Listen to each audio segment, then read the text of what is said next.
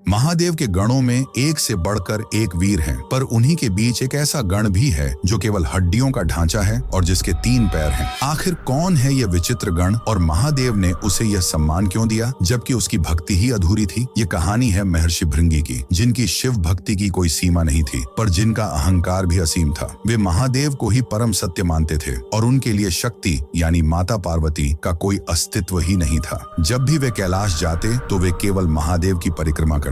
वे जानबूझकर माता पार्वती को लांघ जाते, जो महादेव के ठीक बगल में बैठी होती थीं। उनका यह अहंकार, यह द्वैत भाव केवल माता पार्वती का नहीं बल्कि सृष्टि के उस आधे सत्य का अपमान था जिसके बिना स्वयं शिव भी अधूरे हैं। माता पार्वती ने उन्हें कई बार समझाने का प्रयास किया, पर भृंगी का हठ नहीं टूटा। तब उन्हें परम सत्य का पाठ पढ़ाने के लिए महादेव और माता पार्वती ने एक लीला रची। वे दोनों एक दूसरे में विलीन हो गए और अर्धनारीश्वर का दिव्य रूप धारण कर लिया, आधा शरीर शिव का, आधा शक्ति का। अब भृंगी के लिए केवल शिव की परिक्रमा करना असंभव था, पर उनका अहंकार तो देखिए। उन्होंने एक भृंग यानी भौंडरे का रूप धारण किया और उस अर्धनारीश्वर स्वरूप के बीच से छेद करके केवल शिव के हिस्से की परिक्रमा करने का प्रयास करने लगे। ये देखकर माता पार्वती समझ गईं कि अब इन्हें केवल ज्ञान नहीं बल्कि अनुभव की आवश्यकता है। उन्होंने भृंगी के शरीर से शक्ति तत्व को खींच लिया। उन्होंने कहा, यदि तुम शक्ति को नहीं मानते तो तुम्हारे शरीर में उसका कोई अंश नहीं रहेगा। और उसी क्षण भृंगी के शरीर से सारा मांस, रक्त और मज्जा